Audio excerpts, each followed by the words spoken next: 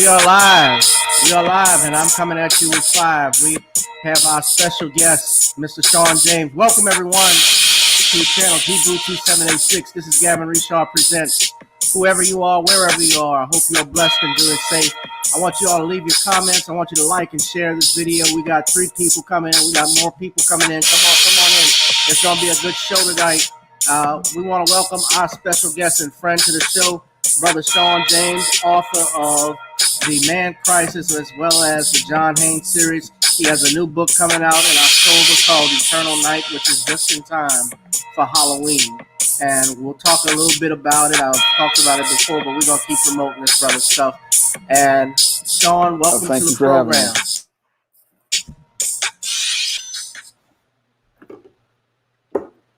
All right. Now, Shawn, why don't you tell everybody, I know we've talked before about this, but tell everyone, too, about Eternal Night. All right. Well, Eternal Night is a vampire story, and it chronicles the origin of a character I created called Lilith Graves, who was featured in the ISIS series book, ISIS, Night of the Vampires. And in this story, the African-American goth character of Lilith Graves finds herself becoming a vampire, and she has to find a way to survive in this world of vampires. So that's what the book is about, and it's available for pre-order on Kindle right now, and it will be available on Amazon.com on paperback this Halloween. All right, cool. Make sure you guys pre-order that right now, Eternal Night. And Shawn never stops working. From every time I text him, see what he's up to, because I want him to come on the show, he's always saying, I'm editing Eternal Night, or I'm editing this book. Got some things to do. So the brother doesn't stop. He hustles. And hustling pays off. Shawn, can you hear me? Yeah, I can hear you. I'm here. Yeah, I was asking, hustling pays off. Yeah, I'm hoping that it is. That's what I'm trying to work for. I'm trying to work towards a bigger break. I'm trying to get these sales up to a strong number so that I can show people that I can actually, move units, because once you get your numbers up, then you can start getting other investors, and you can also start expanding into other types of products. Like I want to do a graphic novel, and if I get my numbers and my sales up, I can start putting together a package or a promotion plan towards doing that. All right. That's what's up, man. So yeah, I'll be sure to get Eternal Night. You all be sure to check that out. Now, Shawn, I'll just get right into it with our first topic tonight. He's one of your favorites. I wanted to get your opinion on this one. So this past Tuesday, Terry Crews, some people call him, was in news again for the wrong reasons. I'm going to share the video. This was reported from the Jasmine brand. Terry Crews had made some comments saying, "You aren't black and successful unless you have been called a coon." Now, everybody knows that Terry, I let a white man grab my nuts in front of my wife, Crews, has been on the outskirts of the black community in recent months, especially with comments he's made about Black Lives Matter, talking about how Black Lives Matter could turn into black supremacy, using just stupid terms like that. Of course, many people from D.L. Hughley to Godfrey and others have called Terry Crews out, as well as Willie D. And I'll just play the quick story so Shawn can see it and then comment. This is courtesy of the Jasmine brand. And you're tuned into the Jasmine brand. Terry Crews has found himself in the spotlight once again, this time for some interesting comments he made about the Black Lives Matter movement. While the actor and American Got Talent host on the back for his getting hats on the back for he was sad. Regardless of the backlash about seeing the past turn on Gabrielle it seems like Crews still hasn't learned when to keep quiet. Crews had social media buzzing after stating defeating white supremacy without white people creates black supremacy. Equality is the truth. Like it or not, we are all in this together. Unsurprisingly, people did not take his disappointment very well. One person in particular who responded to this comment was African Canadian Godfrey, who educated his friend on the myth of black supremacy. I love you as a friend, Brother Terry, but I disagree with you 100%. No such thing as black supremacy. That is a tactic that racist whites use to counteract our rebellion to their horrific treatment of us. He also dismissed another commenter who agreed with Terry's fear of black supremacy by explaining that today's culture is about black pride, which shouldn't be seen as a threat. Several more commenters came forward completely obliterating Terry's message of equality, most of which he had no problem responding to. But when it came down to calling him a coon, turns out that's one name this Old Spice man wants no ties to. Any black person who calls me a coon or Uncle Tom for promoting equality is a black supremacist because they have determined who is black and is not. What do you guys think about Terry Cruz's comments? Is there such thing as black supremacy, or should he just stick to his day job? Be sure to check out thejasminebrand.com for more updates on the story, and also see how Terry's been clapping back at the rest of his responders. See you next time. All right, that's courtesy of the Jasmine brand. We got a comment here too, Sean, the Far Side fan. What's up, brother? Says Terry Crews in that shiny suit. He also said greetings. Yeah, he did look like a bottle of Pepto-Bismol with that on. Sean, I just wanted to, I guess, get your take. This is the topic, is cooning big business? Because apparently Terry has been on many shows now from AGT. He's been in the Expendables. I remember when he was in Next Friday, and it seems like he keeps putting his foot in his mouth every time he speaks on issues that he clearly has no idea about. Or do you think he's just doing this for clout and capital? I think he's doing it for attention. And the whole thing with this type of guy, what you have to do with this type of guy is black people have to close ranks and they have to cut this kind of guy off. Now, back when Halle Berry did this with Monsters Ball, what happened is the black community has cut her off, and she's desperately clawing for attention by making these pictures on Instagram and making these statements, but they keep falling flat. And we have to do the same thing with a Terry Crews. The only way to shut down clowns like this is by not paying them any attention and leaving them to their fate. If they want to go out here and continue to get their crumbs from the slave master's table, then leave them to the slave master's table, because the only reason why they get all of this press is because people think that they have a value to the black community. But when the black community cuts these individuals off, that's when they find out that they aren't as popular as they think they are, and they get ostracized from those social circles. Because if we cut them off, then they have nothing to barter with as related to leverage, and they have no way to leverage any sort of favor from these white people they're pandering to. So the way you get rid of a coon is by just cutting them off, cutting them out of your social circles, and leaving them to the fate of their slave masters. If they love the white man so much, let them get their daily bread from that white man. But when that white man sees that the black community no longer supports them, then all the crumbs wind up stop being fed to them. Yeah. Well, I think I think Terry, when I look at him, this is a guy, his first role that he starred in was, I believe it was Friday After Next, or it may have been The Sixth Day, one of the two, because he was in that movie, although he didn't have a featured role in The Sixth Day. I think that was his first role. And then the second movie he did was Friday After Next, which he's plays a homosexual ex-con that hits on Cat Williams. And I think that he is desperate. Me personally, I think that since Hollywood is desperate right now, they're not making any more Fridays or Expendable. And it's for capital. Of course, I think he. This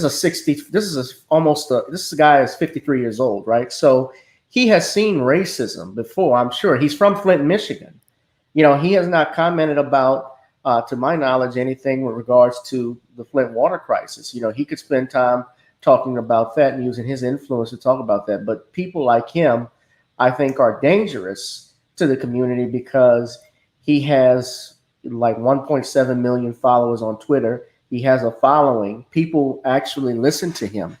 And I think he proves the point that celebrities, especially so-called black celebrities, should never ever speak on issues, especially on social issues, since half of them don't have a clue of what they're talking about.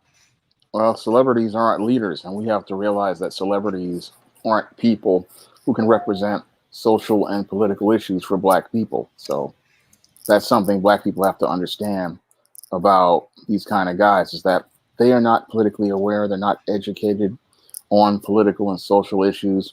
In a lot of cases, they're just basically clowns, and they're not somebody we really need to be paying attention to or listening to. Well, that's a very good point. Yeah, I agree wholeheartedly. Well, the only athlete that I think anybody would have listened to, it really ended when I was listening to Randy Short, Dr. Randy Short, with brother Ron Hurd of We All Be News, and he mentioned that it's been dead since the '60s when athletes could speak for us. Muhammad Ali was really the last great one that we had because he put it on the line. It reached peak with the 1968 Olympics when you had Smith and Tommy Smith and his name, the other gentleman escapes me, when they raised the Black Power salute. That was really the last of the greats. But yeah, but they were willing to lose. These guys nowadays, because even when I look at LeBron, and I think, I think LeBron, he does some great things, but like with the NBA, when they wanted to send a message, and remember they protested the NBA playoffs for one day. That was something. If you're going to protest is the root of protest is to make others feel uncomfortable. So Barack Obama, former President Barack Obama, convinced the players not to continue protest. And it just looked foolish that they just did this after one day, because I thought they were going to be making demands or some forth. And it let me, but I had to watch myself because I realized I should not be putting my faith into these men who are tied to corporations. Even LeBron, they get paid multi-million-dollar endorsements.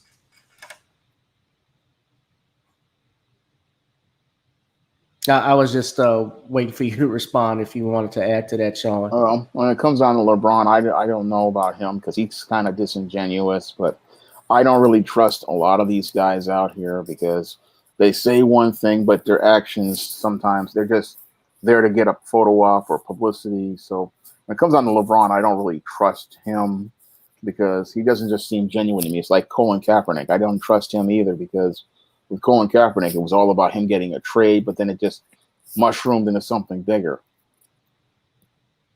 Yeah.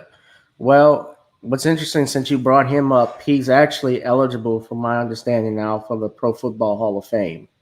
And I'm just wondering, would the NFL just do a symbolic thing by putting him in there, even though, his NFL stats were not the greatest anyway. But then again, they got people in the Hall of Fame who should not be in the Hall of Fame too. Joe Namath has actually piss poor quarterback records, but he's in there because of that promise, the guarantee. Well, he's there because of Super Bowl III, and he was a part of the Super Bowl team. Well, yeah, but the guarantee. But I mean, in terms of, if you look at touchdowns versus interceptions, he has more interceptions than touchdowns. I think Eli Manning more than likely because the 2 Super Bowls against Brady and the Patriots that he won.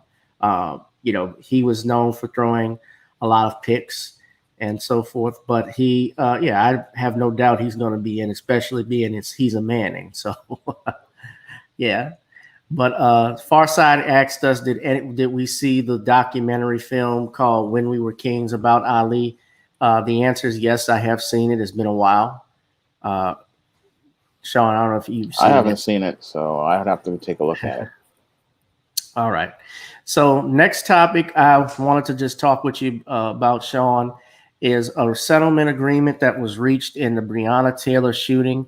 As you know, Breonna Taylor was a sister who was shot and killed in her apartment with her boyfriend, Kenneth Walker, while they were sleeping past midnight. The police officers, and I did a live stream about this past week, the cops were actually issuing a no-knock warrant. But then we found out later on when I'm reading the New York Times that the warrant was changed from a no-knock to a police actually claimed that they had announced themselves. Mr. Walker and his attorneys have denied that they have done that. And of course, just recently, Louisville officials agreed to pay $12 million to settle a wrongful death lawsuit. Now, Breonna Taylor's mother has spoken out, and while she has stated that she is not satisfied until criminal charges are filed. And I'm going to see if I can play the video for that in a second. But, Ben Crump also is representing the family. And, it's interesting, Shawn, how Ben Crump keeps getting these same cases, these civil suits and so forth. And a lot of people, of course, are questionable of his antics. But as an attorney, I know how civil suits work, and I don't necessarily, I'm not going to say that I'm a strong supporter of Ben Crump, but I do understand where people are coming from, and I also know how the law works and how attorneys work, being that I am a lawyer. And there are some things, I guess, that we all can do and improve better on, but I know that, obviously he's able to get these settlements and so forth for his clients. And that's his job. But I found the video, so let me just play this right now. Give me 1 second, guys. This is let's see what her name is. This is Miss Taylor, not Miss Taylor, Miss Palmer, Tamika Palmer. And this is what she had to say.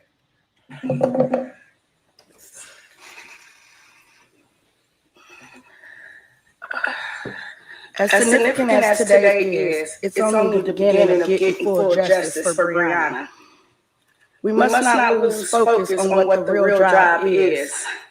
And with that being said, it's time to move forward with the criminal charges because she deserves that and much more. Her beautiful spirit and personality is working through all of us on the ground. So please continue to say her name, Breonna Taylor. So that mother is looking for justice for her child. She's not satisfied with just the check. So, Shawn, if I could get your thoughts, brother, on what I just discussed with Breonna Taylor and with Ben Crump. Well, this is another part of that same old white supremacist playbook where they try to put a dollar value on a black person's life like they were a piece of cattle or some other property that was damaged.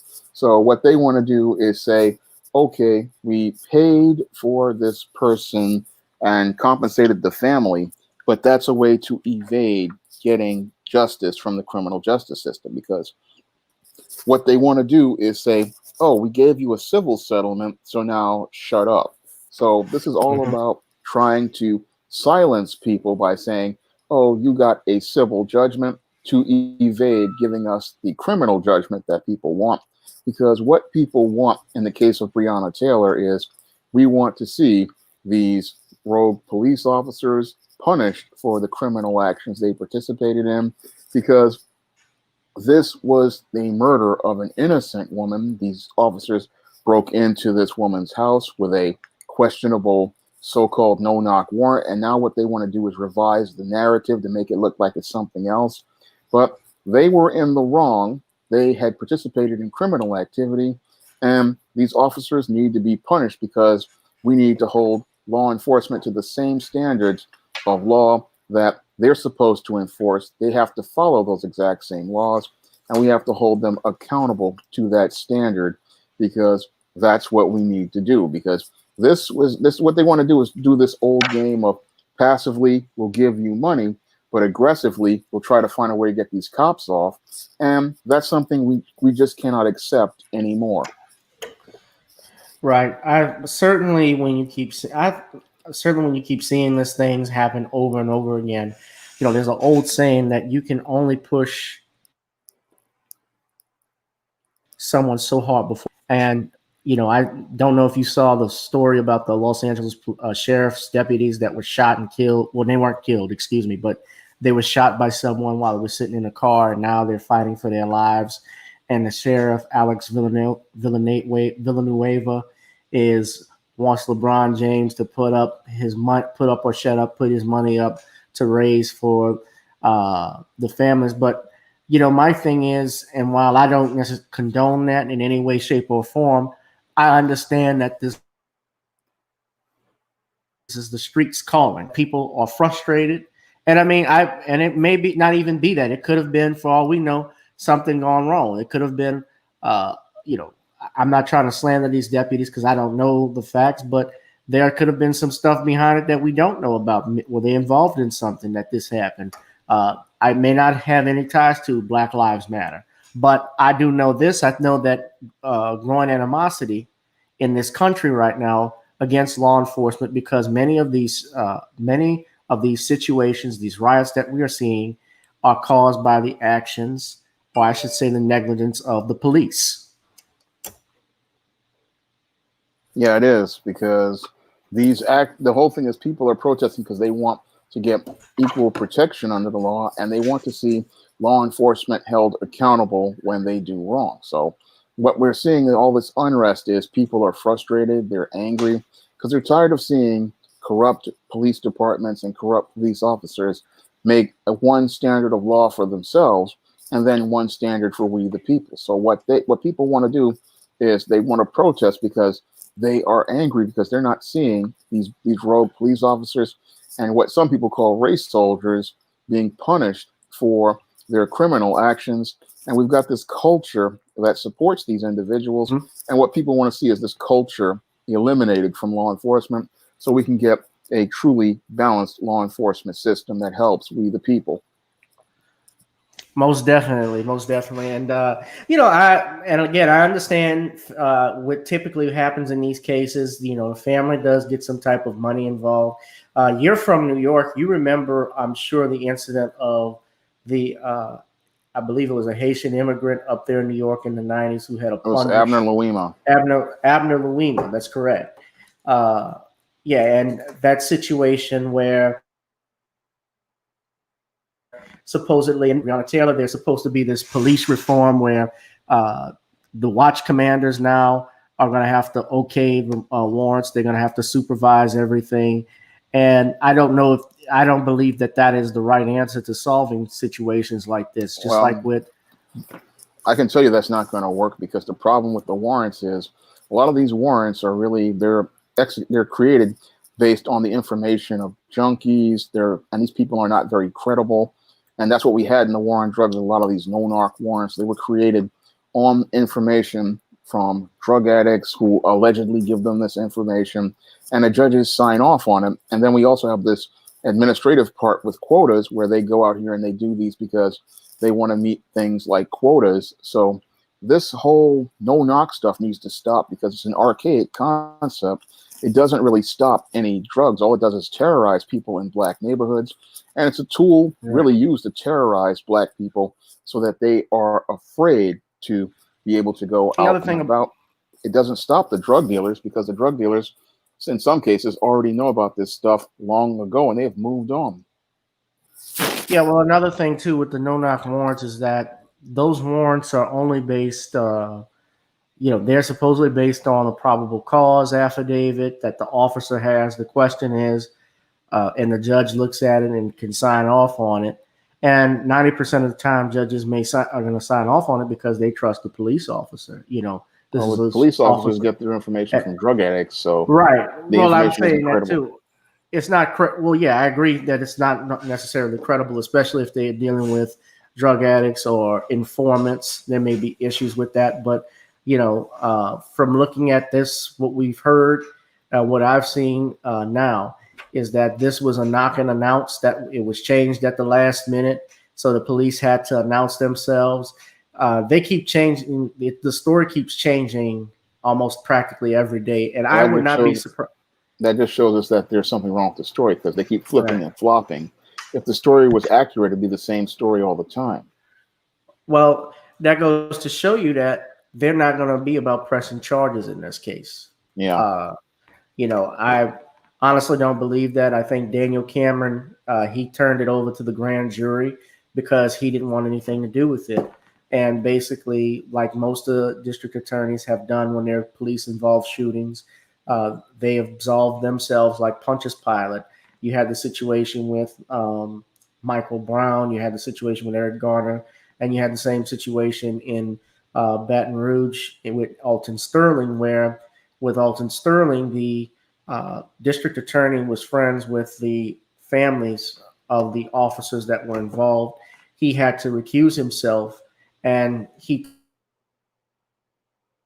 turned everything over to Jeff Landry's office, who was the AG of Louisiana, and to the feds. And of course, AG Landry was tied with the Tea Party and so forth. And the feds, of course, they did nothing under, it was Donald Trump by that time who that was issued under. But of course, Alton Sterling happened under the Obama administration. But it's typical when all of this stuff happens. So I'm not surprised. By the way, I didn't want to know if you were comfortable with talking about this, but they failed to reach a settlement in the Alton Sterling situation last week, and it was divided on racial lines with the city council. Well, that's par for the course. That's why people have to go get a civil suit to get some sort of compensation in that case. But the whole thing is that people want these officers punished, and that's what people really have to keep pushing for, is to get these officers punished so that they understand that there's a line in the sand for their conduct and how far they can go as related to using force on Black people. Right. Well, speaking of getting some justice and punishment, I want to talk about this topic. I shared this one earlier this week with our brother, Dr. Randy Short. I don't know if you know this, Shawn, but a 105-year-old woman from Tulsa, Oklahoma, is filing a suit against the state for the Tulsa, Oklahoma race riot. Now, she is not alone. Of course, there are multiple people that are involved. It's basically a class action lawsuit. Those that don't know, Tulsa, Oklahoma was home to one of the worst examples of racial violence in American history.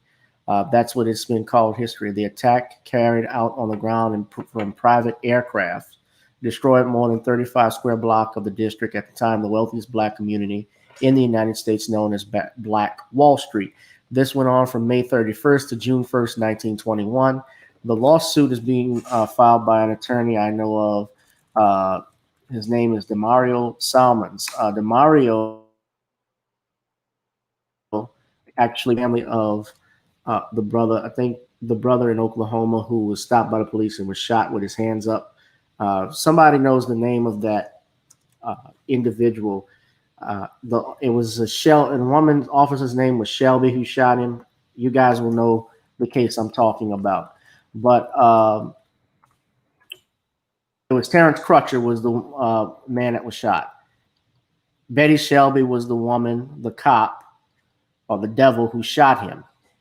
Now, what's happening here now is that a lawsuit has been filed. Of course, this was almost 100 years ago, well over 100 years ago, and you have someone who's obviously, I think, the last surviving witness to that incident. And so they have filed suit. This is from NPR. I'm about to share it with you guys on screen right now. And Shawn, you can take a look at it because the lawsuit has been filed. And I wanted to get your thoughts on it, but let me just read this right quick so everyone can see a copy of the lawsuit here. If you guys can see the screen, that is actually from 1921. That is actually from the race riot. By the way, I don't know, so everybody can know, I've heard the story that the airplanes that were used were actually the airplanes owned by blacks that the whites used to commandeer and throw nitroglycerin on the black buildings. I've heard that story before, but it says here, that's just interesting to know. Lawyers are now seeking to use the same Oklahoma statute that figured into the decision against Johnson & Johnson in 2019 for its role in the opioid crisis. The plaintiffs argue that the massacre was a public nuisance, which is defined as something that affects an entire community or neighborhood simultaneously, but damage inflicted upon individuals may be unequal. There has been renewed interest in the Tulsa race massacre in recent months. If you guys know the show Watchmen that was canceled by HBO, there actually was a reference to that in, I believe, the first episode. This is a copy of the lawsuit here. There are 9 plaintiffs, including the Tulsa African Ancestral Society, Stephen Williams, Don Adams. This is the Miss Eloise Cochran Price, Leslie Randall. She is actually the Tulsa Race Massacre survivor. So she had to have been, if she's 105 years old, she was a little girl when all of that took place. So this is an actual copy of the lawsuit.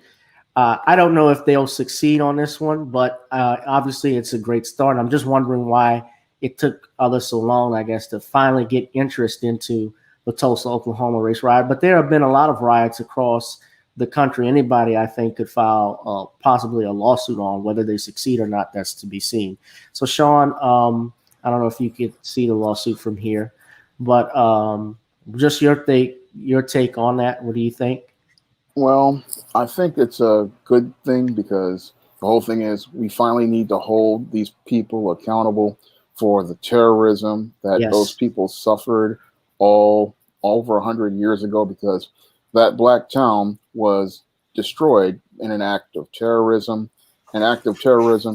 instigated by a white female who told lies on a black man and escalated things to the point where it went from an act from just a lynching into this horrific terrorism and really an act of war on these people who did absolutely nothing. I mean, this is about trying to get some sort of justice and hold people accountable. And again, I'm seeing more and more black people standing up and saying we want these racists and race soldiers and terrorists held accountable.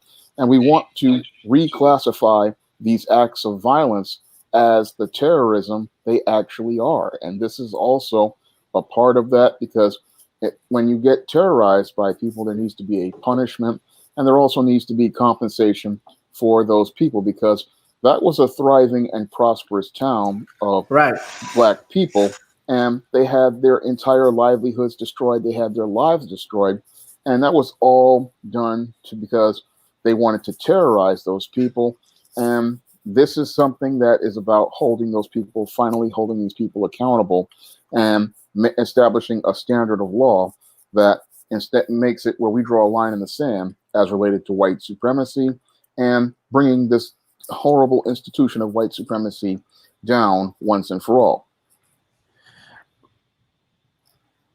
Most definitely. That was my same take on it. I mean, yes, finally they're being held accountable for it. And I think right now is the time when you talk about tangibles. We're hearing that more and more often, especially in terms of the 2020 election. More and more black people I see are getting on code demanding reparations and tangibles at the very minimum from those that are running for office, because we keep people, let's just say the Democrats, and we're not getting anything for our vote, nothing in return, and people fail to see that it is a business transaction. And so we go to the courts to get justice and seek justice that needs to be meted out, because this was a massacre that of unspeakable, words don't even describe what happened in Tulsa, Oklahoma. And of course, it's an unspeakable proportion to the people that were affected. And also, I think of the other riots, though, too, Sean, that happen across this country, whether those lawsuits can be brought from them. That might be something that may could be interesting because, if you have a what we call in the law torts, where they're wrongful conduct by another that's punishable in civil court, or we shouldn't say punishable, but liable in civil court. If the tort is continuous and ongoing, then you can always bring a suit for it back. So, uh, I know that, and nobody on here think I'm giving you legal advice, just to be clear. But I know sometimes something can be ongoing. You have situations where, I'm giving you an example where you may have is pumping out toxic fumes and so forth, and people file lawsuits all the time against those plants because eventually they may develop, let's just say, COPD, or even in the case of a good example, maybe Flint, Michigan. I don't know how long that story was going on, how long the water was tampered with, but if they never corrected the problem and it goes back from even 30, 40 years ago and people are finding out about it, they can be liable for things. People get sued all the time for stuff. So, definitely it is a good start. And I wish the brother, the DeMario, I'm going to have to get him on the show too, by the way. So everybody will check him out. I'm going to try and see if I can get him. That may be something we could talk about. But the brother's name, again, is DeMario Simmons, and DeMario Solomon Simmons, and they are suing the city of Tulsa and other local government entities for this ongoing devastation. So that's the key word. It's considered ongoing. And I'm going to leave the link in the comment box so everyone could check it out. But yeah, so you're right. It's yeah. So another thing. Oh, go ahead. I was just thinking of something, but just go ahead, continue, because the thought left my mind. Now, okay. Now, of course, I'm going to talk about a couple of things, and our next thing deals with Netflix. Now, most people think I'm going to be talking about cuties, which I won't talk about. I will be talking about, but that's not where I was going with it. My concern is from a video that you did earlier, Sean, about Netflix doing a reboot of a classic 70s sitcom called Good Times. Those that don't know, Good Times, of course, people that watch my show, they know what Good Times was about back in the 70s, but people don't know that Seth MacFarlane, that's Family Guy Seth MacFarlane, and Steph Curry are actually producing another TV show, Good Times, that Netflix has greenlit.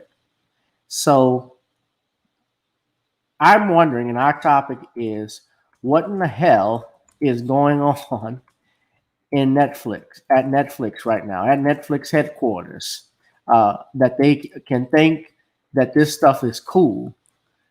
Norman Lear, I believe, is okaying it as well, but Norman Lear, my understanding, he didn't even create Good Times. That was created by Eric Monty and Mike Evans back in the 70s, but I don't think Mike Evans or Eric Monty owns the rights to that anymore. Just like I read, Eric Monty also created The Jeffersons, but he doesn't get legal ownership or legal credit for that because he reached some type of settlement agreement in the 70s with Norman Lear, and I believe he has all of the rights to the. But Sean, what in the hell is going on over at Netflix? Well, what's going on at Netflix is the same thing that's going on in Hollywood. They are afraid to implement new ideas and new concepts, and they are so afraid they keep bringing back old ones. And the reason why they keep bringing back these old concepts is because these concepts fit the narratives they want to push regarding the African American community, because people like Seth MacFarlane, they want to live in a smooth world where they see Black people at the bottom of the world, and they don't want to go out here and see the reality regarding how diverse the Black community is, how diverse Black culture is, So they want to continue promoting the ideas that make them feel comfortable, even though those ideas have already been proven to be archaic. So they'll sit there and greenlight something like Good Times because it makes them feel safe about their view of the world. And because they don't want to come into a bigger picture of the world like a creator like myself has, and see that Black people are not a monolith, and see that we are a rich people with a diverse culture that is very, very deep. Because when I go out here and I make a TV series like an All About Nikki, I'm talking about Black girls who are living in Beverly Hills, Black girls who have lots of money, like many of these rich people out here. And I can make other books like Spinsterella and talk about the Black goth subculture. That makes white people like your Seth MacFarlane and your Norman Lears uncomfortable, because I'm highlighting, one, people who live these kind of lifestyles, and two, I'm inspiring young Black men and women to see themselves as successful. Now, Good Times was was a concept that made white people feel comfortable because it allowed them to laugh at Black people, while passively they got a show featuring Black characters, but aggressively it was about promoting these stereotypes as social norms. And those stereotypes are so outdated that they've been refuted back in the 80s with shows like The Benson, The Cosby Show, Family Matters, Sister Sister, Fresh Prince. This has all been done away with. So the reason why they want to green like this is because they feel insecure about seeing Black faces that are human, seeing Black faces that show diverse experiences, and showing diverse lifestyles. That makes them feel uncomfortable.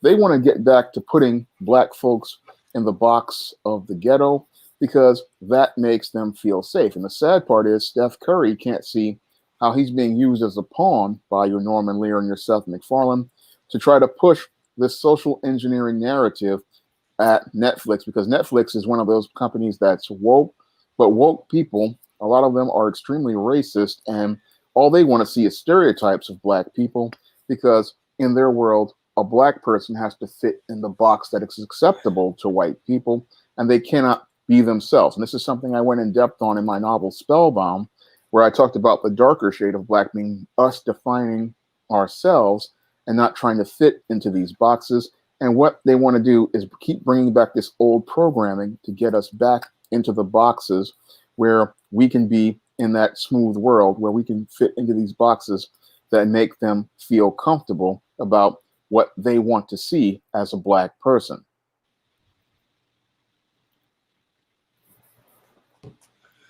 Well, let me ask you this, Shawn. Because you said Good Times promote stereotypes. You don't think Black life, whether it be in the ghetto or whether it be somewhere enriched, you don't think that those aspects should be shared on television at all? No, like I don't know. Projects. I grew up in the ghetto. I grew up in the worst part of the ghetto. I grew up next to the Metro North train tracks. I grew up worse than the guys in the projects. And I grew up with all the no heat and the cold water in the winter time. So I know what that is, and I know that it's not what they put on television. I know that there are a lot of people out there who were poor, but they were proud. A lot of people out there who were working hard to get themselves up out of there. And I know that what they were presenting, when I watched Good Times, I was like, that's not my life. That's not what I experienced growing up in places like 3430 Park Avenue in the Bronx. I mean, I knew a completely different life, and I knew that everything wasn't like Good Times. I mean, Good Times, it was what some white person saw as the ghetto. It's not how people like myself who grew up in the ghetto lived back in those days. Now, again, people were poor but proud, and people came together because family came together. And that's what I experienced back in those days. I never saw that on any of these TV shows. All I saw was some white person's idea of what they thought life was like, because they just came from their outside looking in. But I can tell you, as somebody who was living there, it's a completely different story and a completely different experience than what they present in these TV shows. Well, to second what you're saying, I know for a fact that they did not want a strong black father on Good Times. They wanted Florida Evans's character. By the way, Florida Evans was Good Times was spun off from Maude, which in turn was spun off from All in the Family because Maude was Archie Bunker's cousin-in-law and his arch nemesis. And somehow Maude Finley, she spun off her show. She became popular. B. Arthur played her, and Florida Evans became her maid. And of course, it's interesting since Florida Evans showed Good Times is set in Cabrini Green projects of Chicago. So I don't know how they were able to move and they were poor. But the character James Evans, they did not want. I know that they fought to keep him off. And Eric Monty and Mike Evans and even Esther Rolle put their foot down and said that, Esther Rolle in particular, that if you don't have a black father, then we're not going to do the show. And she introduced the black father to America. And there was conflict backstage. I don't know if you saw the E! True Hollywood story on Good Times, Shawn. I've seen the stories about Good Times, and you saw the E! True Hollywood. I know how John Amos had to fight hard to just to keep that show from being the clown minstrel show they wanted to make. Right, he was fired from that. Yeah, right, because the JJ character, Esther Rolle too. She actually left too as well because of that and because of contractual issues, and the show really wasn't the same when those two were gone. Because nobody wanted to see a grown-up. Partner one wanted to see a grown-up JJ, but he was, when you have white writers and producers behind having these, and what you're saying is correct because even Eric Monty alluded to, I was going by the river, boss. They actually had that line in there, stuff like that. He did not want that. He even left. Mike Evans even left, I think, at one point, which is why he was back and forth, why he was not on the Jeffersons anymore as Lionel Evans. But yeah, there. And the other aspect of it too, just for me, is that Good Times was set in a different time period. The 70s. That was the years with Nixon and Watergate and the Vietnam War. Those are things that I think for their time, those shows were very relevant. I don't see you doing a Good Times reboot like now, just like they tried to do with Live in Front of a Studio Audience with Good Times and All in the Family.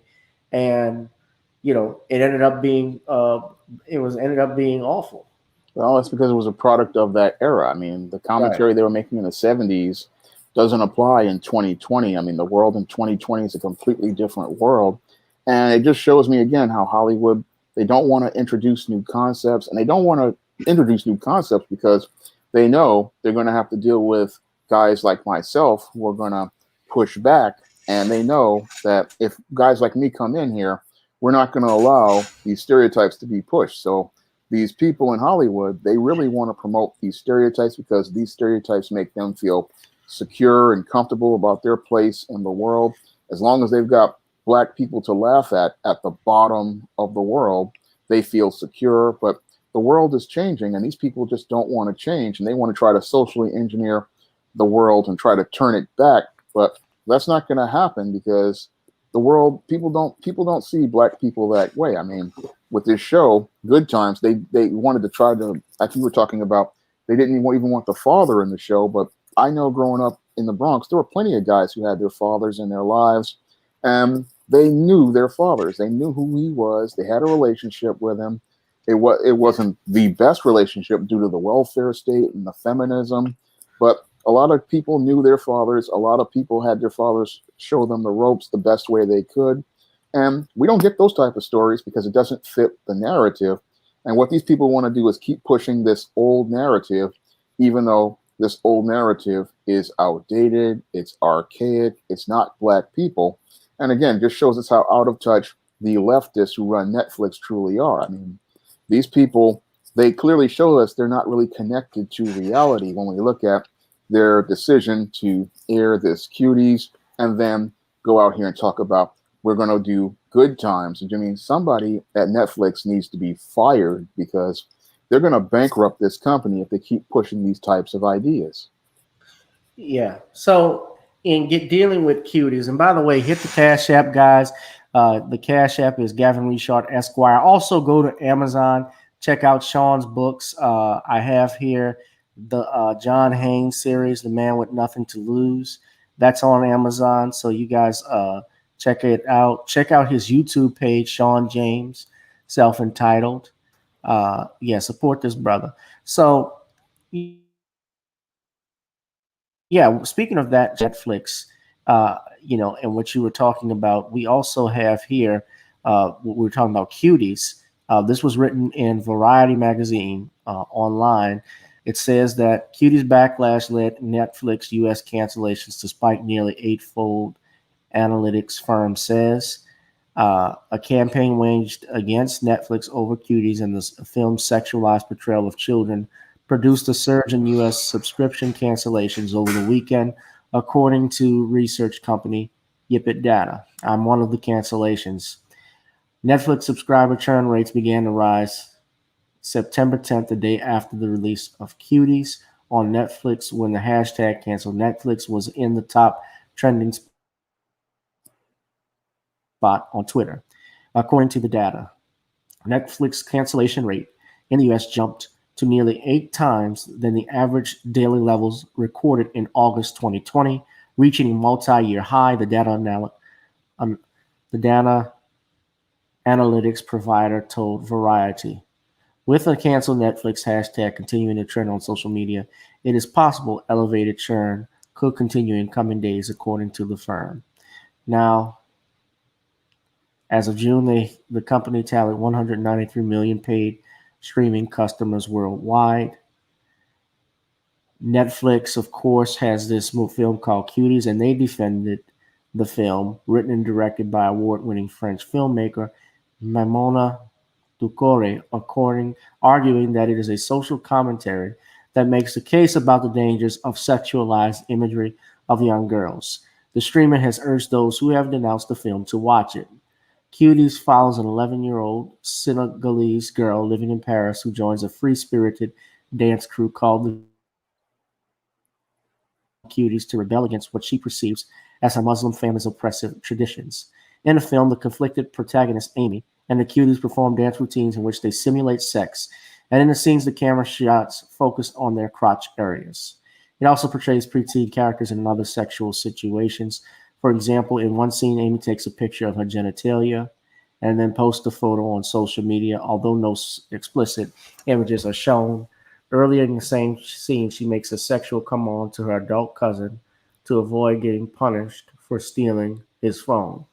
So, do you buy, first off, let me just ask you flat out, Shawn, do you buy this argument by Ms. Doucouré or Netflix that they're just trying to show the dangers of it, that they weren't trying to sexualize children? I don't buy that argument at all, because if that was the case, then why did they present that poster in August? And that whole poster that they presented showed that they were not about presenting this kind of argument. What they wanted to do was see what they could get away with from the audience. They thought that Americans were so desensitized to sexualized images, they would not get offended.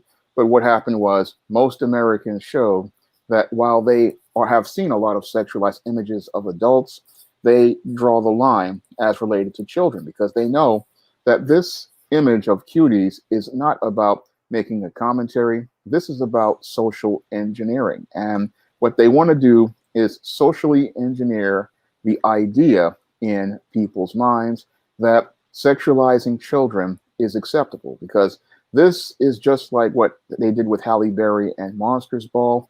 What they wanted to do was mainstream the idea that Black women were Jezebels with that movie.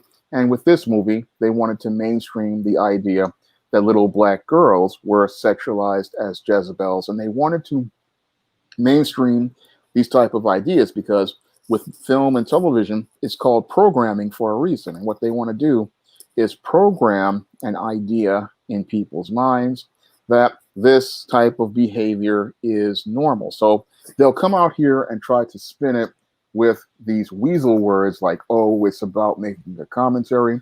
But as a writer, I know what making a commentary is. And when you make a commentary, it's usually between the lines. When I watch things like Rod Serling's The Twilight Zone or Billy Wilder's Sunset Boulevard, I know what a commentary looks like. And this was not about making a commentary. This was about trying to make it where you can normalize these sexualized children and sexualizing the image of children so that you could further continue to push more and more sexualized images of children. Now, your Netflix, they are deservedly getting a backlash as related to this filth calling itself a film. Now, this film only cost them $4 million, and this film has now cost Netflix $9 billion and counting. But what's really troubling is how they keep doubling down. Instead of admitting that this film was inappropriate from minute one, they continue to double down like what social justice warriors and far leftists do. They continue to double down, thinking that if they keep doubling down, they will get people to listen to them. But no one is going to listen to them because we know that this type of media is not just about sexualizing children. It's about pushing an agenda and pushing an agenda towards getting people to believe that this type of behavior is normal and acceptable. And that's just unacceptable for anybody out here. This isn't really about right or left wing. This is really about right and wrong. And it's wrong to present children the way that this woman has presented children in this filth calling itself a film. What do you, to double down on that too, when you think about it, when you talk about the artwork, I personally think that was my personal opinion. I think it was done because they knew people would be talking about it.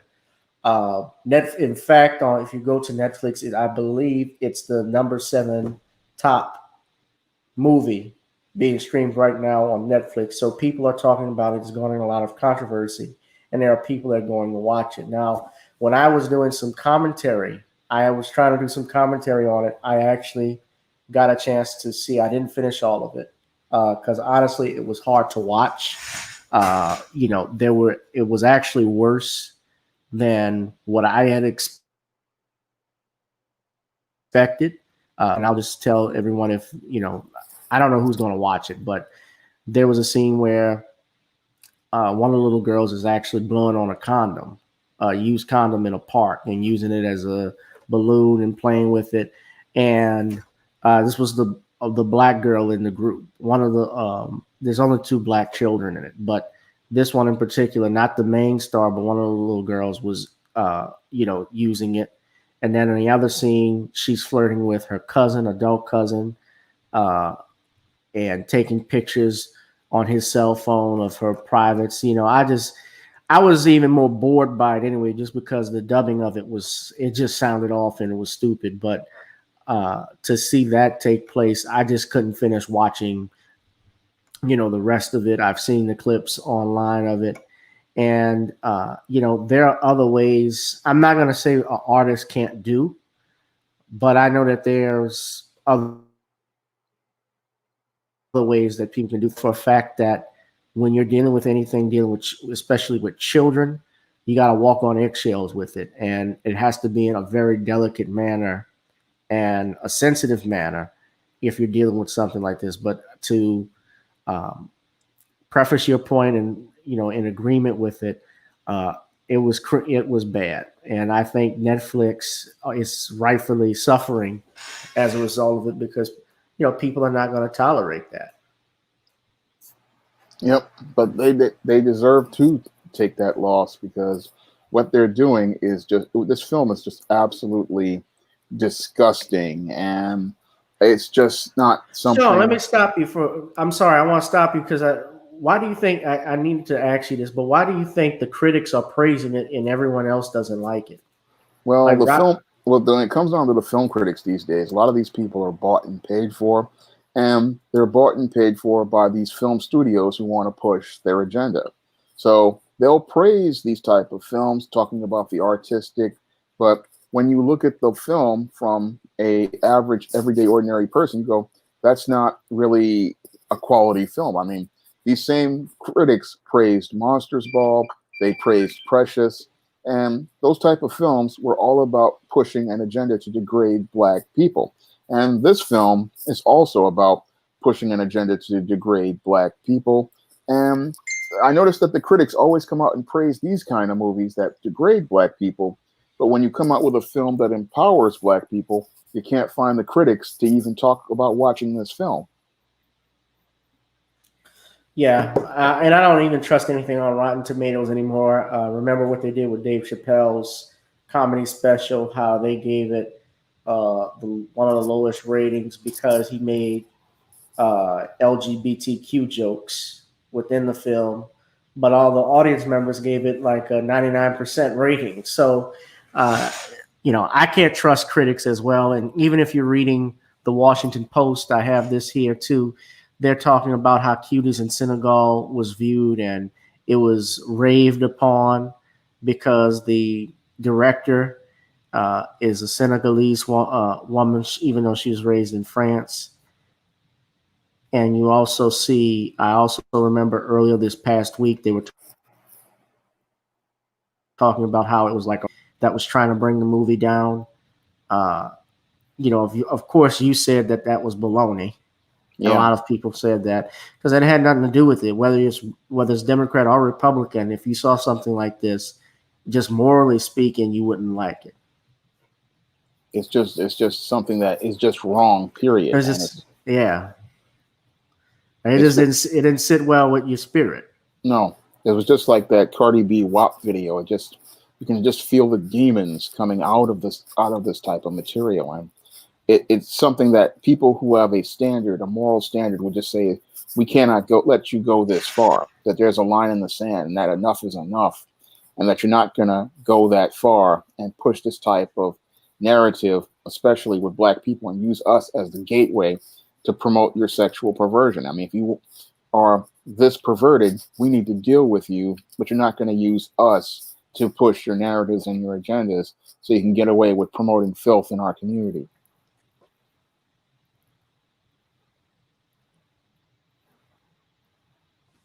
Yeah. Well, what's interesting about that too is the WAP obviously is headed for divorce court because Cardi B's filed for a divorce for Offset. So then macaroni in the pot may have not been good. And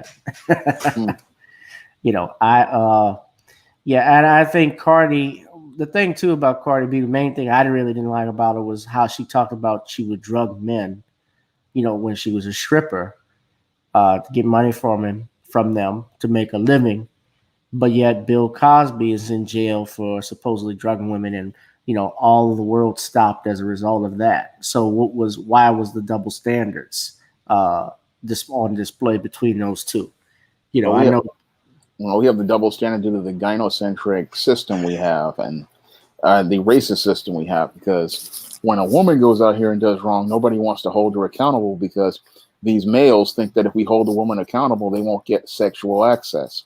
But they'll punish the man because they think that if they punish the man, it's about establishing some sort of standard, but it really isn't. It's about them trying to just eliminate competition in some cases, as I see it. But the racists, they do it because they just want to get Black men and punish Black men. Yeah. Yeah, most definitely. So, what else? On top of that, let me ask you this. When you look at a situation, because it's funny you said it with, I remember a few years ago with the Ray Rice, and he became the poster child for domestic violence in the NFL, and the NFL was about changing their policies as regards to domestic violence, as well as players accused of that.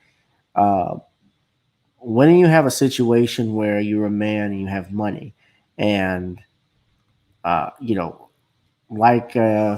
guess a Ray Rice or so forth, and the fact that he did that to his fiance and the mother of his child, while it was clearly wrong what he did, and I thought he should have been punished. Did you think he should have been kicked out of the league permanently as a result of that, or?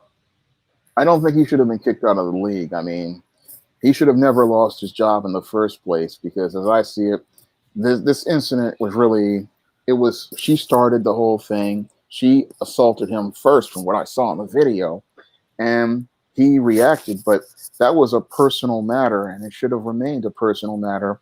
It had nothing to, the man should not have lost his job as a result of that. I mean, it was a really troubling situation, but that was between him and her. So the only reason why they did that was they took his job was because the gynocentric society we live in, we always want to make it where the woman has always believed, the woman is always right, and we want to make it look like we are going to punish the man for hurting the woman. But they didn't look at the video and see the woman attacked the man first, and if you attack a man first and he defends himself, then that's not a reason to punish somebody like that and take their job like that, what they did to Ray Rice. Because I'm sure there were white guys who probably beat the snot out of some of these white people, and they still got their job. I mean, I think there's a guy in the who was on the Pittsburgh Steelers. He's talking about Ben Roethlisberger. Yeah, he still got his job. Well, he was accused of rape. He had 3 rape charges. Yeah. But he still got his job. He still plays in the NFL. But it's like another racial double standard as related to black men than for white men. So that's really troubling for me, because Ray Rice, that was a incident that should have been between him and her. If he got some counseling, that's all that needed to be done in that situation. Well, it was caught on tape in front of everybody, and yeah, but she hit him first. Still, she hit him first, and my understanding, she spat on him, and they were arguing with each other back and forth in the casino. They were both drinking, but still, that's the mother of his child. I wouldn't have dropped her like that and just left her laying on the floor in the elevator. Yeah, well, I wouldn't have done it either, but I'm sure she did this with him on numerous occasions. That they fought? Oh, probably. Yeah. Oh, I agree. I think there's a history to that. Yeah. And I also think that, you also look at it that she also married him even after this. So they obviously have reconciled. And I remember Ray Rice actually went up there to the commissioner's office with his wife, well, his then fiance, and they talked about it. And he was candid and told them everything that happened. He explained it in detail. I think they did that as a result of the backlash from TMZ releasing that video. And, ESPN doesn't make anything better because they like to go in and they do their little analysis about different things. ESPN tries to get into the political world now with things, and they should just stick to sports from time to time. I know that they even suspended a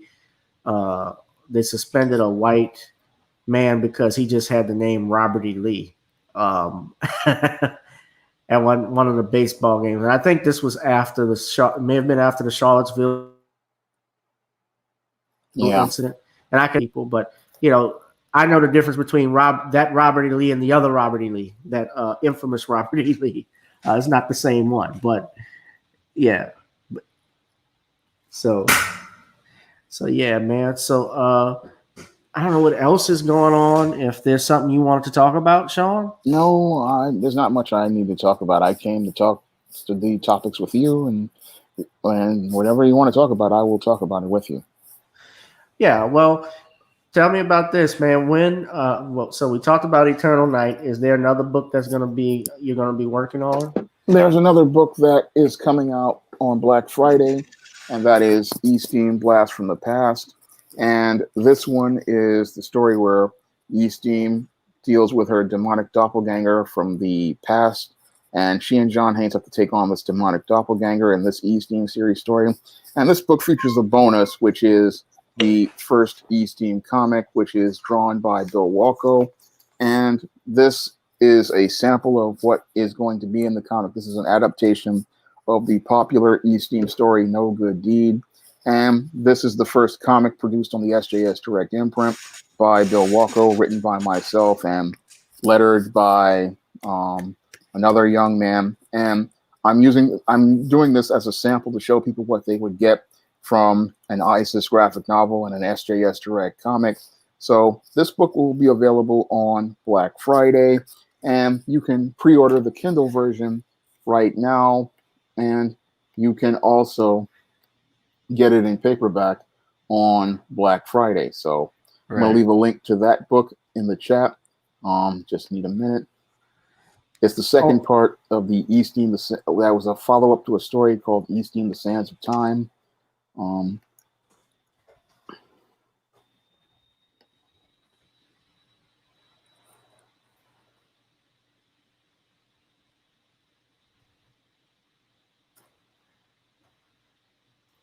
So I know exactly what I want to talk to you about, but go ahead, finish. Wait, yeah, finish, Shawn. I'm finished with that, and you guys can pre-order that one on Kindle. And I also have the other books like John Haynes, The Man with Nothing to Lose, and ISIS, The Main Event, available on Kindles. But we'll get back to whatever you wanted to discuss. Right. I do want to ask you something too about just being in television production, in movies. And I'm thinking Black people need to get back owning an actual network. I don't think Black people have actually owned a television network since Bob Johnson sold BT, although there is TV One, and I know they have some other channels. And there is something called the Black News Network that I think just started that I believe it was a former congressman, JC, what's his name? People will know his name is off the top of my head right now. Is it JC Watts? That's it, JC Watts. Yeah, I believe he created the Black News Network. And I'm curious, do you know exactly how much something like that, it's a Black news channel, or yeah. I was curious how much something like that may cost. Or is it something you would be interested in where you would start your own network? Because I think Black people need to launch that. I would love to start my own network, but I just don't have that type of money. I mean, starting a network costs a couple of million or a couple of $100 million, and you have to find a way to be able to pay for to run that type of network. So I would love to have a TV network and be able to control the Black image, control part of the Black narrative, and get the views from a B1 perspective or a Black first perspective out there. But the only thing that impedes it is the ability to raise those type of funds and get that type of investment. I know people want that type of content based on what I've seen on YouTube from many of the YouTubers out there. But the whole thing is just trying to get that type of capital together to be able to build that type of network, one, and then two, be able to create content for that network. Because after you get the money for the network, you have to have content on the network that is compelling. And I've seen different networks try to build their type of content, like with Bounce TV, they tried to build it, but it just didn't really catch on because they were still trying to do these like week style sitcoms. But you need to have good, strong, substantive content, and that's what's going to bring people in and have them wanting to watch. So that's the main focus. When you go out here and create a network, you not only have to create the infrastructure for the network, you have to have the content that is out there, and you have to have a theme for your content. Like with my SJS Direct imprint, my mission was to create positive stories about the African American experience, and then go out here and diversify the Black book market so that people could see different images of Black people and different experiences of Black people. And if I did a television network, it would be still the same theme, creating positive stories about the African American experience, and then diversifying the Black media market so we could see different stories and different experiences in adaptations of some of my books and other types of stories out there, and even getting into things like animation and things like different types of programming so that people can have that variety of content, because it's that variety of content that keeps people watching a network. And if I really wanted to do it, I'd just do it as a streaming service so I could just continue to get the revenue coming in so I can continue to produce more content. Right. I think people, are streaming now, even more and more. There's the Brown Sugar streaming app that they have, but they stream, of course, the old 70s movies. And I think that's affiliated under the Bounce TV umbrella, which was created by your Andrew Young, as well as Martin Luther King III. I believe Will Packer is involved in it as well. So, I mean, those are good things to have. I certainly think. Somebody asked, Talia asked me, wonder what your thoughts are about the Boyega Star Wars situation. Um, I like John Boyega. Just to answer your question briefly, but if the movie was a hit, the last Star Wars movie, because it flopped, and especially the last two, I don't think Boyega would have been complaining. That's just my opinion on it. It's not a knock against the brother because he's out fighting and he's protesting now, but I don't think he would have said anything if this was a hit movie. Shawn, I think you've commented on John Boyega before. Yeah, I did a whole video on John Boyega, and I found his statements to be really disingenuous. I mean, he had the script in his hand, so he knew what the story was going to be about even before they shot a single frame of film. As somebody who 12 Years a Space Slave. Yeah. So he read this script and he thought it was fine because and the whole thing is he wanted to get a pass because he wanted to advance his career. Now, if he was really concerned, he would have gone to those producers the way Kate Jackson was alleged to have gone to the producers of Charlie's Angels. She went to Aaron Spelling and talked about how there was so much excessive jiggle in the show and so much TNA. And she managed to get them to tone some of this stuff down to the point where it wouldn't be as obvious. But I mean, there was jiggle in Charlie's Angels and TNA, but she managed to make it where there was some sort of story as related to it. So if John Boyega felt so concerned, he would have gone to those producers and he would have said, hey, this character is coming across really like a slave. This character is really not presenting a positive image of Black people. But he wanted to get the payday. He wanted to get the fame. He thought he was going to become a star with this movie. Unfortunately, this movie has failed. And now that it's failed, he wants to sit here and now try to speak against the very same movie that he signed a contract for. And again, he read the script for it, and he could have easily come out and said something in the casting and the pre-production when he got the script. I think it just didn't work out. They made his character. Remember, he was one of the main characters from The Force Awakens, which I thought was great. But then you look at the next two movies, like The Last Jedi and The Rise of Skywalker, he was virtually had no role in that last film. He was no longer the love interest to Rey. Because remember, it was established in the first film, kind of like because remember, she kissed him while he was in the incubator asleep. It was kind of hinted that something would happen, but they changed all of that and they put him with the Rose character in the second film. And then in the third film, I noticed that same character he was with, she was out of that.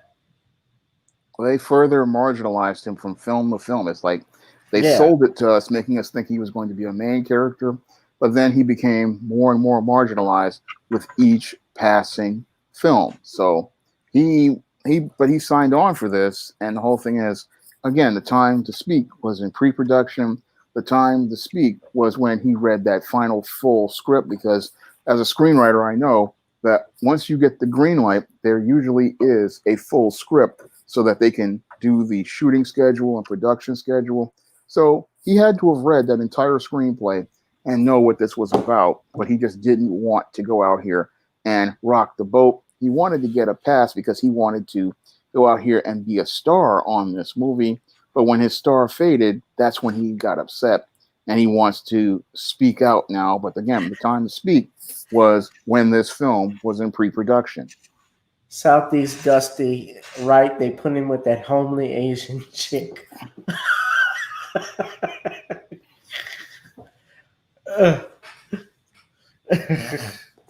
Yeah, they wrote her out too of the third one, right? She had a cameo or something like that. Remember there was backlash with her, the Rose character, actress. Yeah.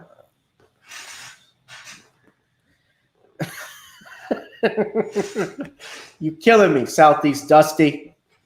Stop it. Homely.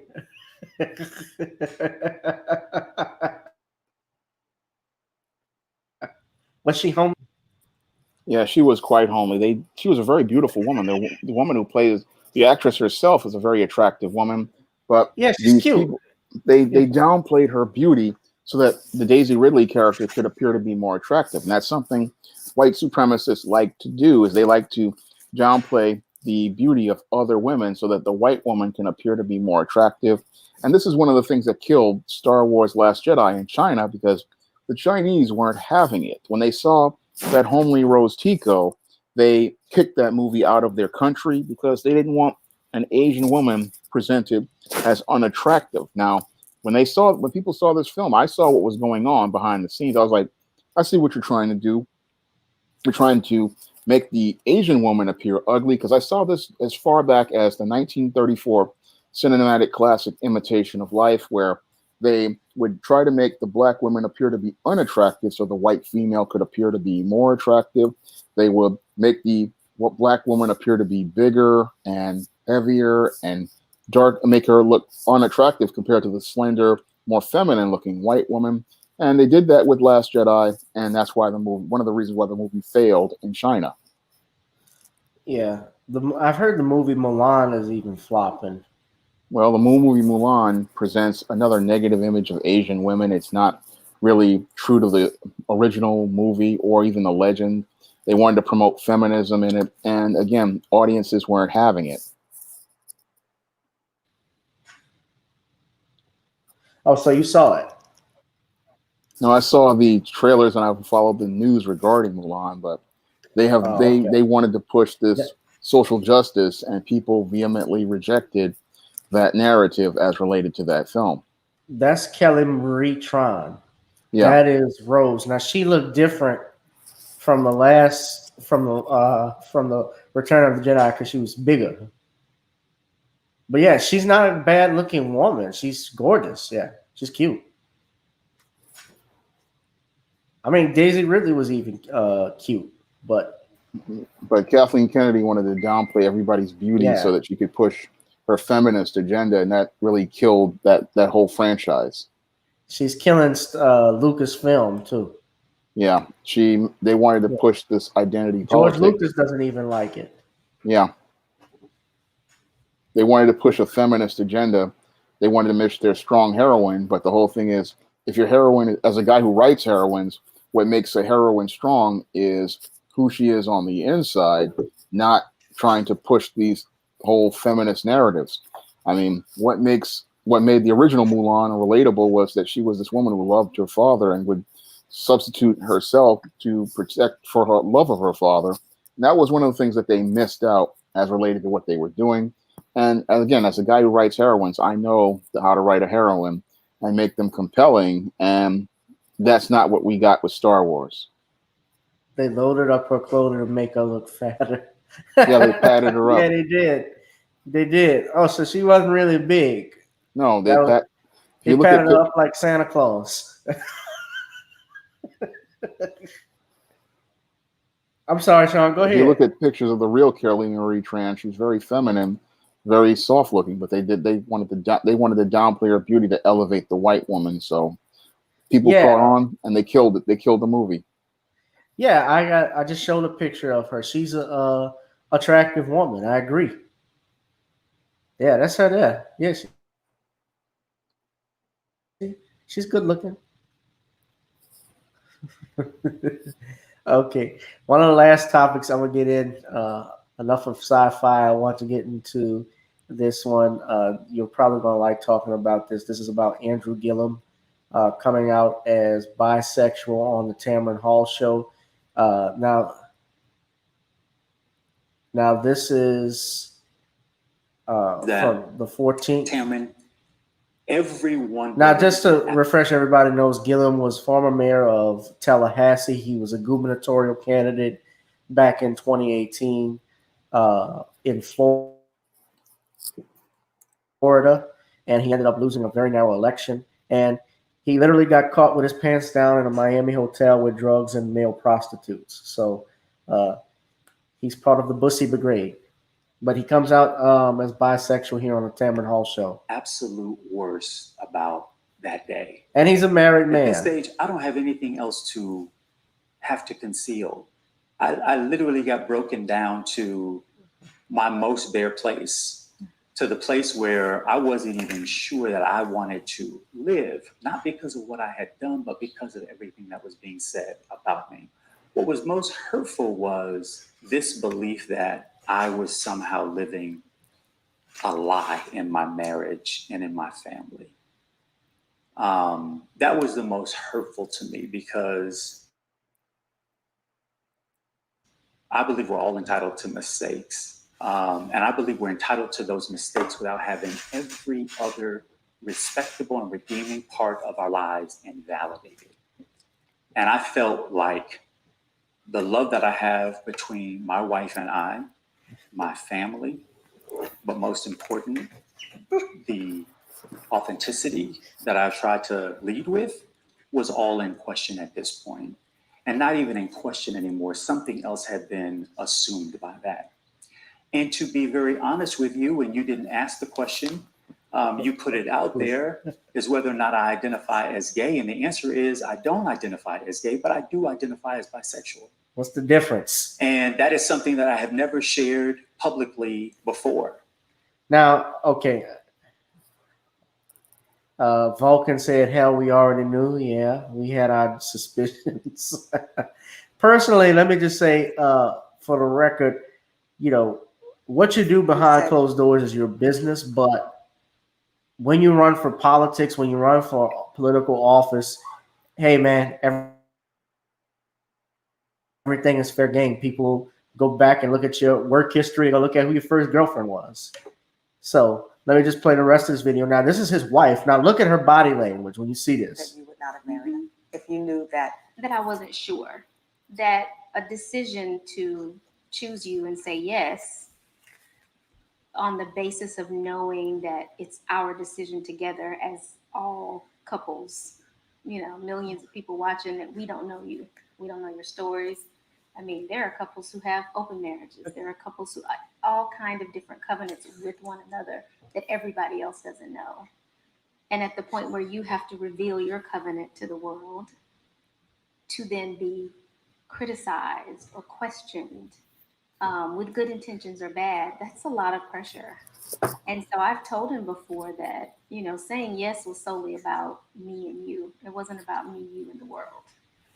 So I don't know. You know, someone has asked me before, would you have made a different decision? And I had to say, I don't know. I think perhaps being as young as we were, you know, I wasn't even 30 yet, I may have said no, because at that age, I know I wouldn't have had the maturity to say, while I am privately okay with this, I don't know that I have the strength to continually defend my relationship or my marriage to anyone who doesn't understand. Girl, please.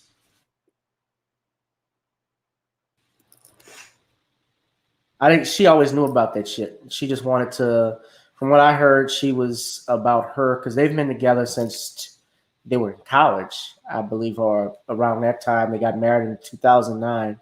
She, from what I've heard from through the grapevine, is that she was interested in being the wife of a famous politician. Well, she kind of got her wish, but I don't think she would have wanted this outcome, especially public, when you have 3 children at home who are going to grow up.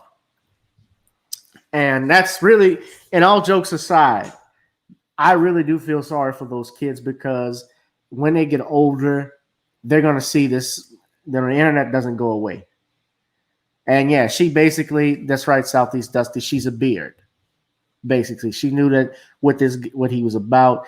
And if you read some of the comments on the Tamron Hall show, I mean, they got people saying, for instance, the answer is no, she wouldn't have married him, and had she known. She's trying to save face. It's okay to show that he hurt you. Black women are expected to be strong and stand by their man no matter what. Guess what? We're human. We aren't always strong, and that's okay. Girl, it's not too late. If that man is getting drunk and high with gay male escorts and being found unconscious, lying in his own vomit, he is behaving recklessly, using poor judgment, and putting you and your children at risk. Now, while I'm mentioning all of this, Sean, Slate Magazine actually put up an article where they said it's not too late for Andrew Gillum. And I'm sure you have followed or looked at, may have heard of this story, and just want to know what your thoughts are about this whole thing. Well, this looks like an effort to repackage Andrew Gillum in the face of the scandal he had where he had the gay encounter with the white male prostitute. And it's a poor effort to try to repackage Andrew Gillum, because the big problem with Andrew Gillum is he's still, one, lying about the whole situation. And to people in the gay community, they still see him as straddling the fence. And this is something I talked about in one of my earlier novels. It's called A Recipe for Success.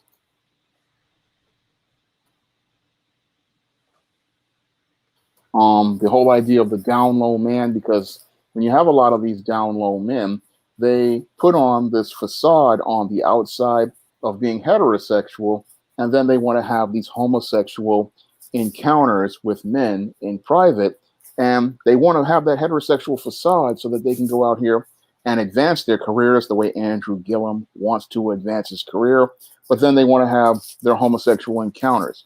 And for a lot of people in the gay community, they see this as straddling the fence. They see this kind of guy as dishonest. And I've had people who were LGBT who watch my channel say that this guy is really being dishonest by doing this, because he's still on the fence talking about bisexual, but to them, he's really a gay man. So they look at him and say, look, you're a gay man. You just need to come out of the closet, and you need to stop trying to straddle the fence, because you are really being dishonest, and you're really putting not only yourself at risk with these encounters with these gay prostitutes, you're also putting your wife at risk for venereal diseases like HIV and other incurable diseases like herpes. Gonorrhea.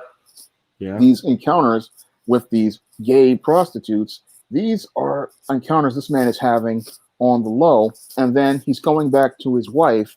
And this is something that people aren't really looking at. When I wrote A Recipe for Success back in 2004, 2005, I would done my research on the whole down low thing. I knew how dangerous it was back then, and his behavior, people are trying to give it a pass, but people in the gay community know that they can't give that a pass, because this type of behavior, what it does is it leads to, one, the spread of disease, and then two, it promotes lies that really hurt not only the gay community, because you have this guy lying and running around telling lies, and that really it's not fair to anyone for him to do that. I mean, either you come out of the closet and be a gay man like Jim McGreevey was in New Jersey when he was exposed, or you just go out here and be the fraud, and people just see you as the fraud. So he's choosing to go down this fraud route, and him going down this fraud route is not really going to help him get any support. He's trying to repackage himself by straddling the fence, trying to use the weasel word of bisexual, but being a weasel is something that people see, and that's making him look further bad, because we all know now that he is a gay man, and he just needs to come out as the gay man that he is. Yeah. My main thing too, and looking at that as well, is just the fact that, I really feel he's going to be the poster child for LGBTQ to push in the Black community even further. Well, actually, I would have to disagree, because people in the gay community, they frown on this kind of guy. I mean, I've had people who are LGBT on my channel, and they believe either you are or you aren't, and they feel like the kind of guy, he hurts their political cause and their social cause by trying to live this double life, and they feel what I mean by that, Sean, though, I'm saying I think the Democrats, because they're trying to repackage him, are trying to use him like that, just like they used Billy Porter. Well, they can try, but it's going to fail because Right. the gay community does not, they frown on these kind of guys. Billy Porter is openly gay, so they can use him, but they use this guy, he's going to cost them votes, and he's somebody that he's like, he can't be used. I mean, they could use Jim McGreevey more than they could use him. And this guy, he's tainted in the eyes of the gay community, and the left needs to understand that this guy is not going to be accepted because he's still seen as straddling the fence and trying to play both sides, and that's something that they just don't want to deal with. Yeah. Well, I think what screwed him up was getting caught with the hookers. Yeah. The male hookers. Like if he, I mean, there are gay politicians, and yes, there are women. I think those who are the lesbians, the females. Because yeah, when a man does something, there is, I think there's a man code with men with regards to men doing it with men and women doing stuff with women. And we look at those things, we do tend to look at those things differently. My perspective of this is that this is someone who is married, that has children, and went out and did something very reckless. Now, it's not to say that he can't live his life. It's not to say that he can't live his truth, but I certainly, would he be the first person I think of if I was living in Florida and he was running for governor? Would I vote for him? Probably not, just because his moral character is in question. And I mean, it does matter to a very large degree. People look at everything from your, like I said before, from your education to your private life, fair game in politics, whether we like it or not. People are going to look at that stuff. So, I think that this is a repackaging of a damaged toy, of damaged goods. And well, there's no way they can really repackage him. He's practically done, but they just keep trying to repackage him because he fits the right diversity check boxes. But right. He's done. He's finished. Right. Well, it's like what even Tariq Nasheed alluded to this in, I believe, his last broadcast, because the Democrats would use him as a way to guilt trip people into voting for him, and basically saying, well, if you don't vote for him, the reason why is because he's bisexual, he's gay, you're a bigot. And I could see that happening, but he was a commissioner for Tallahassee, city commissioner for over 10 years, I believe, before he became mayor. And, he ran for gubernatorial election, and it didn't work out. And, you just bounce back from it and you come back. But I mean, he went out and did something like Southeast Dusty is saying it. He did something reckless. But yeah, I don't think he's I don't think he's going to be able to run for office again. I think it's different from the situation with Marion Barry. I alluded to this in my podcast also, because I talked about this topic on Gavin Richard Presents. And, Marion Barry, the situation with him that was different was that Marion Barry actually did things for the Black community in Washington, D.C. He was about, actually one of the few politicians that actually put in the work. And that incident that occurred in D.C., they actually were trying to entrap him because this was his ex-girlfriend. He actually refused her advances multiple times with the crack pipe that she offered him. And she actually went back trying to get the FBI guys to tell her what to do next, because she said he keeps refusing it. And they kept trying to tell her to keep going. So they were trying to entrap him. But, he had the support of the Black community, which is why he got reelected. So, I don't see it the same way with Andrew Gillum, because I don't think he had that type of repertoire or that type of resume like a Barry, Marion Barry. And I just don't see it happening. Yeah, I don't see it happening either. I just see another desperate attempt to try to repackage this guy. And this is so bad that you can just see that this guy is done before he even started. I mean, the only way he could come back is to come out as an openly gay man. But even then, people don't trust him because he's just told so many lies. And in order to get elected, you have to earn the public trust. And he's broken the public trust at this point. So I think Andrew Gillum would be best served by just going back to the private sector, opening up a law office or something, and just going on to have his career that way. Yeah. That's a good point. So I'm just looking at the comments. Southeast Dusty said, yes, Barry did, and he was really set up. How do I use this, Marion Barry? Vulcan said exactly the gay community isn't going to fully accept him. I don't think anybody accepts him, even the black community, because we just look at it like it's not just even the gay thing. It's just the fact that he got caught doing this with his pants down, and he was married. That's the main thing we look at too. You're a married man. You have no business doing stuff like that. But people, people have their skeletons in their closet, literally in this case. He hasn't fully come out of the closet with it, but I think that he's trying to save face for and pander. People are not falling for it. I don't think even people are falling for the Kamala Harris thing, because Kamala Harris, if you've seen the last thing, Sean, she's been wearing Chuck Jones and Timberland boots when she's getting off the plane. They have marching bands for she's really going full out for this election. They're still trying to play from the Arsenio Hall, Bill Clinton playbook from 1992, and that's just not working. The whole thing is that playbook that was done over 30 years ago, and they're still trying to make this 30-year-old playbook work. But people have grown past this. They've gone beyond this.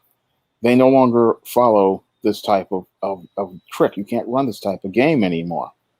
So yeah, the DNC keeps trying to use these old plays, but these old plays don't work, and they don't understand that they don't work for a reason, because black people, we're more than what we were in 92. I mean, the internet has given us a bigger picture of politics, and we're wanting more from our politicians than just an ethnicity. We want more than a skin color.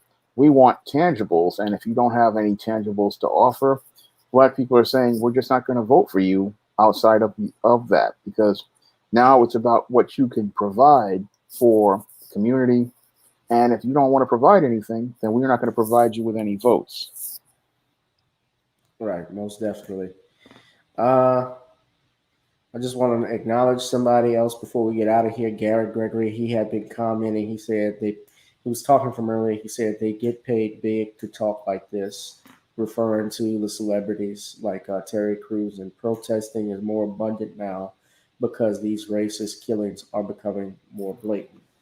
I think also people are, while there are some people frustrated about what's going on with the black community, I think that this is also, and you alluded this to your interview you had with Brother Dennis Sperling, about how there are some who are just out there to protest and riot just because they've been locked up in a house for several months. And you saw some of that where you have different groups that are out there who are pushing their own agendas that are not aligned with the fight against police brutality. Yep.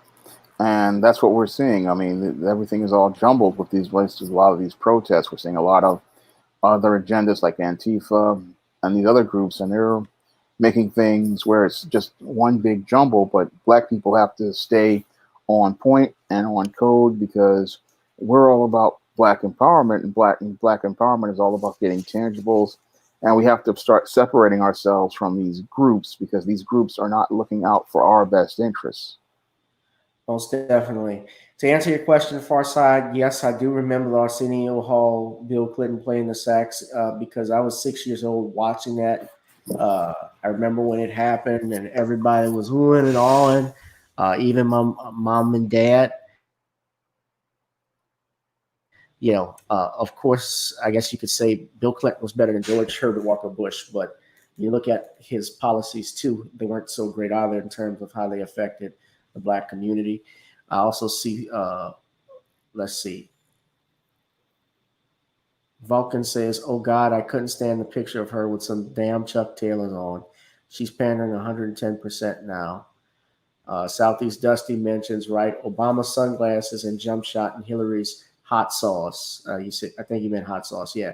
Well, I remember that too, and that's actually what, in part, which cost her, the election, was that she was just pandering, and people weren't really sold on her. A lot of women were not even sold on Hillary Clinton, white women in particular. But you know, remember Kamala had the marijuana, smoking marijuana, and I was listening to Snoop Dogg when Snoop Dogg was in high school. By the time Kamala Harris was in college, he wasn't even heard of at that time. And you had the Breakfast Slubs, or the Breakfast Club rather, try to defend her, but they couldn't.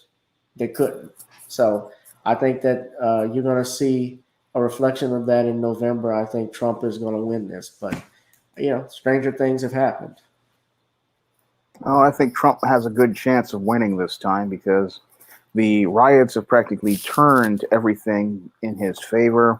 I mean, a lot of people thought, the riots would have made it where Biden would have gotten things, but things got so out of control in Portland and a lot of these Democrat cities that people are now thinking about their safety, and that's what's got them really concerned. And they look at Trump talking about law and order. They trust him on that case, and they listen to Joe Biden and Kamala Harris, and they're not seeing anything that's related to a vision for the country. And I've said this for years, that there's no vision, no direction, and Democrats really don't have a plan for what they're going to do. It's like, you want the office, but what are you going to do for people? I mean, you're so busy caught up in your obsession with Donald Trump that you're not thinking about what you're going to offer the American people. And that's the big problem with them. And this thing may be the thing that cost them the election. Yeah. Her boots aren't even butters or beef and broccoli joints.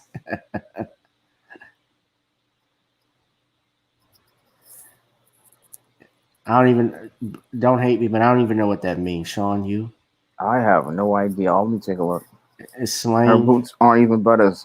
I think he's saying that her Timbs weren't really the Timbs that sisters wear on the street, because those Spice Tans, they were high heel Spice Tans. She was trying to make it look like she's down and street, and she was wearing the wrong boots as I saw it. Because when I see girls around the way, they don't wear those type of Spice Tans. So she was trying to pander, and it looks like a complete joke. I mean, that's what the left is looking like. They try to pander to you. Right.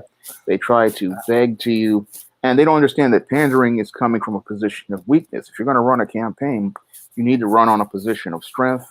And that's always been the problem with the Democrats since Trump came to office. They keep running on a position of weakness and not running on that position of strength.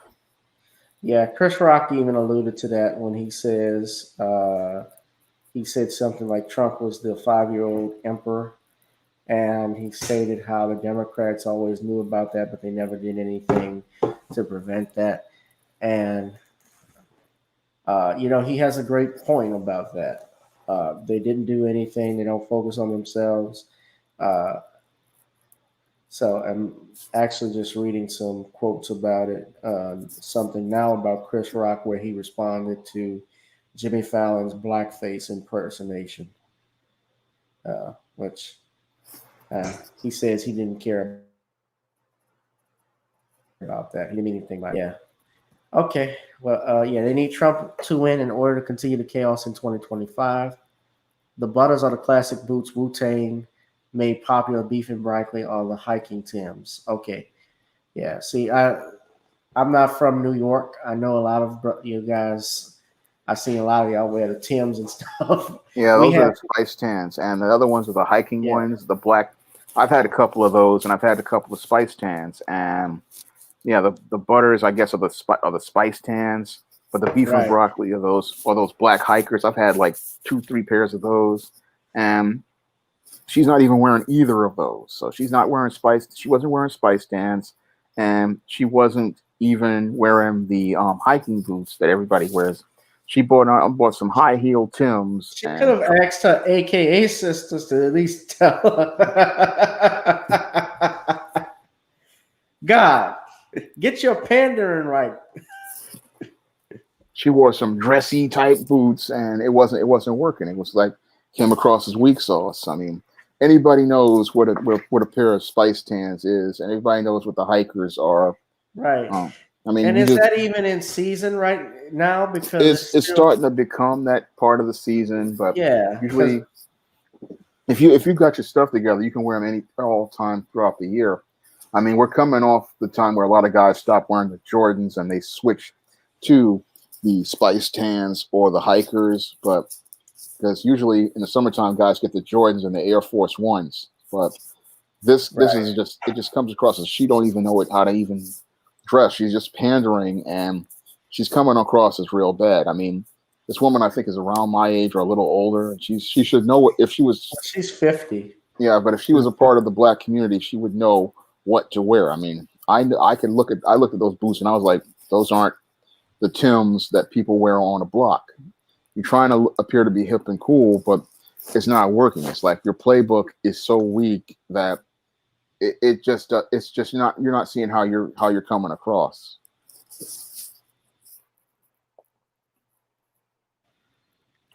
That's funny. Well, Shawn, you have been a pleasure to talk to as always. I appreciate it. You guys check out his YouTube channel, Shawn James.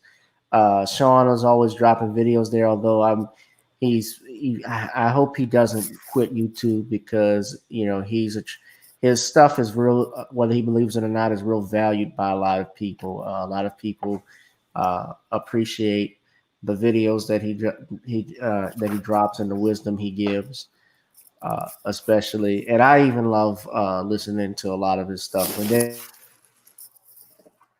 And there are not a lot of us there. Well, there are a lot of us out there, but of course, right now we're dealing with, having our channel scrubbed. We deal with, no monetization for some of us. For me in particular, I mean, I've had subscribers scrubbed from my channel.